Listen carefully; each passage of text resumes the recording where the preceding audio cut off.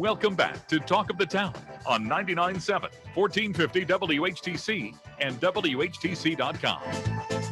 And we welcome you back to Talk of the Town for this Wednesday, January 13th. I'm Gary Stevens. We have been very fortunate over the last couple of years to have him join us on a regular basis, especially in the warmer months, but even in the winter months as well. Talk about water and boating safety. He is Eric Westpher, formerly a sergeant and head of the Ottawa County Sheriff's Department's Marine Unit, but he is now a lieutenant. And with that has come some changes, and he joins us via the Zoom connection from the Sheriff's Department headquarters in West Olive. Eric, good morning and welcome back to WHTC. Happy New Year to you, sir. Happy New Year to you, Gary. Glad to be back again. Thanks for having me. Glad you are with us. And before we talk a little bit about some of the safety things that we normally chat about, you have some changes again as you were promoted to lieutenant. That means some of your responsibilities have changed. Please explain some of those changes. Yeah, so with that promotion, obviously the responsibilities brought me back more to the road patrol side of the job, but it also brought in new changes in the Marine unit with a new Marine sergeant that I'll be introducing here in just a minute for all of you. The Marine sergeant and I will still be working together, but all the primary tasks are going to be moved over to him with the transition. Now, will that basically put you completely out? Well, like you said, you're going to be still consulting, but you'll be pretty much phased out of the situation. You'll only be called in maybe as just a as one of the staff helping out. Correct.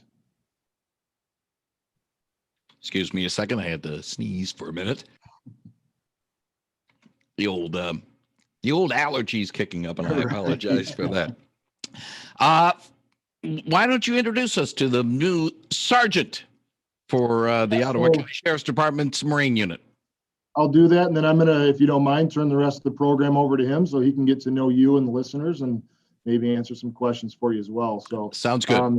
John Knott was promoted to sergeant about 2 months ago now of the Marine Unit. He has started taking over the responsibilities in about the past 3 or 4 weeks here. So with that, I'll let him take over and introduce himself to you guys. Thank you very much for that. And indeed, as the chairs have been moved a little bit, and John Knott coming to the forefront here. John, thank you very much, and welcome to WHTC. Well, thank you. Thank you for having me as well. It's a pleasure to be here. John, tell us a little bit about yourself and your background in law enforcement and what led you to be a part of the Marine Unit. Well, I was born and raised in West Michigan, lived along the Great Lakes basically my whole life. I've been was in the military for 5 years, and shortly after that, I joined the sheriff's office, and I've been here approximately 13, 14 years now. Love water, love the waterways, big fisherman. That is what I do on my off time. So I eat, breathe, and sleep fishing, boating, and water. I'll bring this up to you, John, our first conversation, but also to some of our listeners following through. My father was a Detroit police officer for 26 years, served during the riots in the 1960s, street patrol officer for 18 of those 26, and then the rest of his time working as a bailiff with the Recorder's Court in the Detroit area. But he went into the police work after a stint in the U.S. Army during the Korean conflict. Is that a similar situation to you in terms of being drawn to law enforcement, maybe serving and then getting into law enforcement, or what drew you to law enforcement? Well, kind of a family history. I said I did 5 years in the military, 3 of which was with the paratroopers of the 82nd Airborne Division. My brother and cousins are both in law enforcement. I actually have an older brother that actually works for Ottawa. I got out, I want to still serve my community and country, and they kind of followed in their footsteps, and they directed me here, and here we are today. So I've been serving my country and community ever since I've been about 18 years old. So yeah, That's right. I thought there was some parallels because my dad felt the same commitment to public service after his time in the military with the U.S. Army in Korea. Do you still get butterflies when you go on a call at times because you just don't know what to expect? And there is, of course, a risk coming with literally almost every call in your case, a sheriff's deputy would have.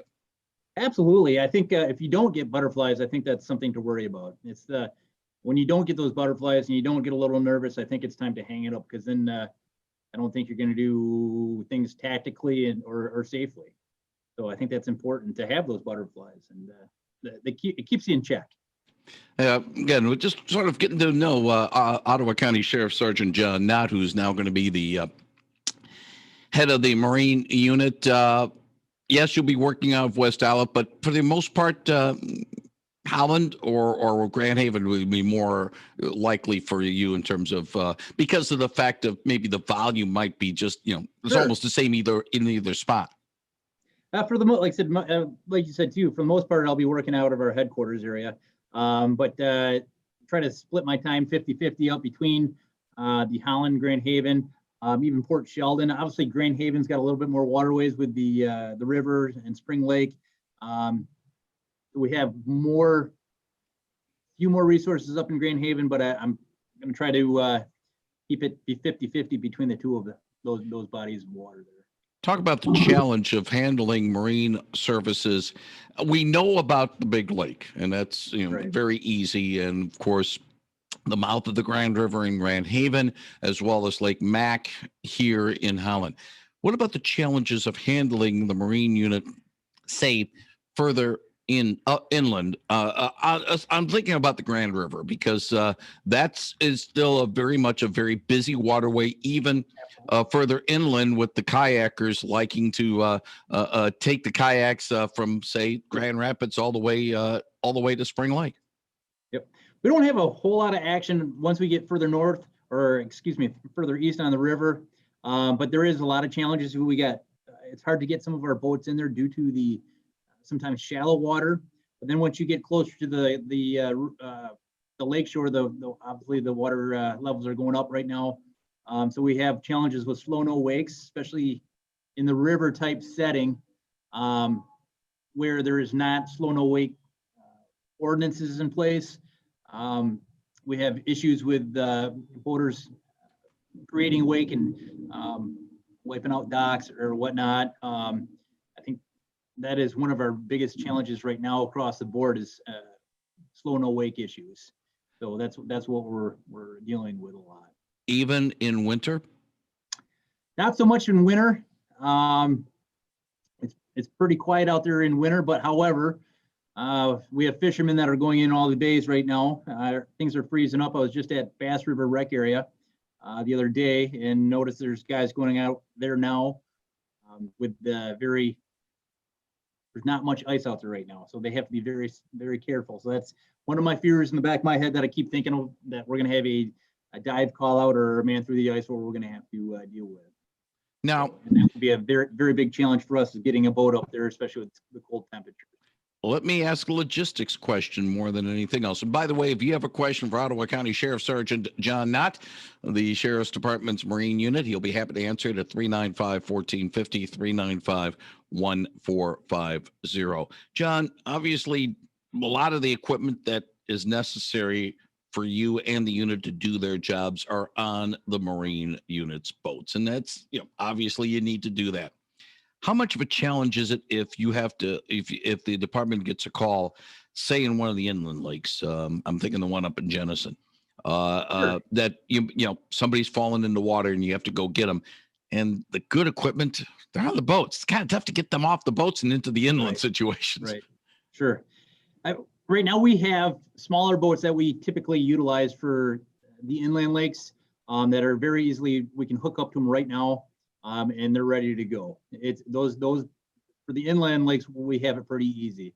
We just got to find the boat ramps, and that's a lot of it with those inland lakes in Ottawa County. There's not a lot of them are gravel pits or private lakes where we don't have access to boat launches. So that's one of our key issues too. If we do have an issue with a drowning or a water rescue in one of the inland lakes, we'd be utilizing a lot of the local fire departments as well. So they would be getting service very quickly, the people that are in distress. Yeah, that's the key thing about making sure that the response is there. Let's get to a call. Good morning. You're on the line with Ottawa County Sheriff Sergeant John Knott. Yes, good morning. I got a question for John. On the registrations for the boats for the summer coming up, because the Secretary of State's office was closed last year, will they be sending new paperwork, or can you just go into the Secretary of State's office and get your registrations for the year? I'll hang up and listen to his answer. Thank you very much for the call, John. John, that's more of a state question, but then again, as a boater yourself, you probably have to deal with it as well. Absolutely. Even personally with my own personal boat too. I know we did it personally. I did it over the over mail, and I was able to get my registration. But just contact your local Secretary of State's office or make an appointment. They'll be able to help you out, and you should be able to get a sticker for your registration. But pack your patience with that as well, I'm afraid, too. Absolutely. Yep, that's across the board right now. So yeah, that's with everything. 395-1450, 395-1450. How much of the enforcement of some of the state regulations fall on the county sheriff's department's shoulders? Because obviously some of the regulations have to be done on a state level, state DNR or Eagle is being called now, but you guys are on the front lines first of all, and DNR Absolutely. Agents can't be everywhere. No, and we can basically enforce everything that the DNR can, especially if it's on our waterways or marine law. We can enforce those with registrations, MC numbers, anything that has to do with waterways or navigation rights. We're going to enforce it. We can even check fishing licenses to go that far if we want it. We are continuing our discussion with Ottawa County Sheriff Sergeant John Knott as we are recording this with our Zoom conversation, unfortunately, and I believe also during the stream. Unfortunately, on WHTC, we are getting a monthly EAS test. So as soon as that will be rejoining us in a few moments, we'll be able to continue our conversation with Ottawa County Sheriff's Sergeant John Knott. Let me do something real quick to make sure that we can be able to get everything back in order. It's a procedural matter. And now we are back, and we apologize to our radio listeners. Unfortunately, circumstances beyond our control did force us to, shall we say, interrupted our conversation with Ottawa County Sheriff Sergeant John Knott. He is the new sergeant, head of the Marine Unit. If you have a question for John, he'll be happy to take it at 395-1450, 395-1450. Quickly, you didn't miss too much. It will be in the Zoom broadcast, Zoom video we'll have up a little bit later on. Now, John, getting back to some serious things. Well, actually, let's get to the phones and get to a caller. Good morning. You're on the line with Ottawa County Sheriff Sergeant John Knott. Hey, I've got a quick question, and it's just out of curiosity's sake. But I know in the past the reserves had played a big part in the Marine Division in patrol. Is that still going to be able to go forward without the reserve unit active on the road? Can you utilize some of those people? Or how's that going to be handled? I'll hang up and listen. Thank you very much for the call, John. So right now we have a lot of the reserves got reorganized as the Marine deputies. So we have currently, off the top of my head, I think we have either 27 or 28 total Marine deputies, some of which came from the reserve unit, and we are utilizing them for Marine patrol. So they are classified as part-time seasonal help, but essential workers to man my boats or the county's boats for the season. Yeah, it's your department right now, so yeah, they're my boats. Yeah, it is definitely, so our taxpayers were paying those boats too. 395-1450, 395-1450. If you have a question for Ottawa County Sheriff's Sergeant John Knott. COVID-19 protocols obviously needed to be in place when road patrol has to handle it. What about boating patrol? Same type of procedures to be safe in that situation? Yep, same type of procedures right now. So, as the road patrol. So, yeah, we're utilizing masks on stops, and anytime we have contact with the public, we're utilizing masks and all the protocols that normally would happen. John, let me get to a nuts and bolts question. As sergeant and head of the Marine unit, what exactly will be your responsibilities as head?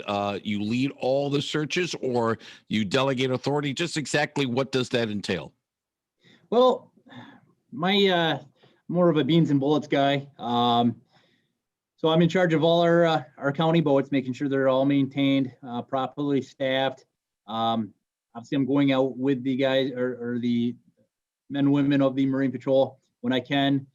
With the search and rescue, I am not in charge of the dive team, but I do assist with the operations of the dive team. And I'm typically the operations commander when between the dive team and the shore and the resources that they need.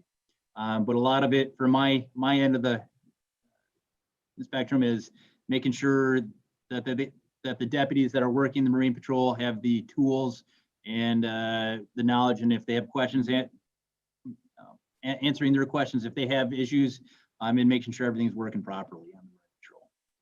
What's the biggest challenge for the Marine unit right now? Is it just simply making sure people are aware of the rules of not the rules of the road, but the wariness of what's going on in the sea, or what? What's the biggest challenge facing the Marine unit right now? Just, I guess, going back to our high water issues, a lot of the biggest challenges is making people aware of slow no wake zones, aware of the effects of their wakes make on the shores with the high water that it washes out docks, and just general education to the boaters that are out there that are using our waterways. I believe what is the biggest impact for the Marine Patrol right now. And for those who are not boaters, especially as we get back into warmer weather, the dangers of the big lake, because that could, more often than not, when we've had tragic incidents, it's because people who are not from this area don't pay attention, and they don't pay attention to the flags, and all of a sudden we instead of rescue, it's a recovery operation, and we don't want recovery operations. We want rescue operations. Especially with the rip currents out there, it's very dangerous. You have to pay attention and respect the water. What about winter? There are some people that will want to be out in the big lake in the winter time, hardy souls and all that. Does that make it even tougher because they feel, hey, I know what I'm doing and I can handle this, and sometimes they don't know what they're doing. No, the winter poses a lot of extra challenges. People don't realize if you go in the water in the winter, you don't have very much time. It's a complete shock to your body once your body hits that water. If you fall overboard, or if you have a boating accident, or if you go through the ice, and your body does weird things when you get shocked with extreme cold water. Hypothermia sets in, and it just it's another set of challenges. It's not that nice warm water, and it's another set of challenges for us. And how do we get out there safely without risking our lives or putting out more deputies in danger? Now we have more victims in the water. Just getting boats on the water, a lot of the boat launches are froze up, so it just, logistically speaking, trying to get to do a rescue, it's much harder than it is in normal season. I don't know. My final thing to you, John, Knott, I don't want to make any errors on this, but some of the questions I've asked, some of the questions you've had to answer in terms of, hi, John, you want to be head of the Marine unit? How do you answer this? And how do you answer this? How do you respond to this? This is almost like going back to school in that regard. It is. It's every day. Especially now. I'm finding something. I thought I was a big boat guy, but we have a fantastic deputies that work in this Marine unit, and they've got me up to speed. And like I said, I thought I was a big boat guy, but I've been proven wrong by the guys and women that work for the Marine unit, and we have one. I would put our Marine unit up against any other Marine unit up in the country. I believe ours is number one. So, and I truly believe that, not just because I have to say that, but I truly believe that. With that, John Knott, Sergeant John Knott of the Ottawa County Sheriff's Department, thank you very much for joining us today on WHTC's Talk of the Town. As the new head of the Marine unit, wish you well. Look forward to chatting with you again a little bit later on as we get into the spring and a little bit more of warmer weather. And look forward to hopefully a safe boating season, a safe water season up ahead. Absolutely. Thank you for having me. It was a pleasure. Thank you. Thank you very much, John Knott, on Real News Now, 99.7 and 1450 WHTC.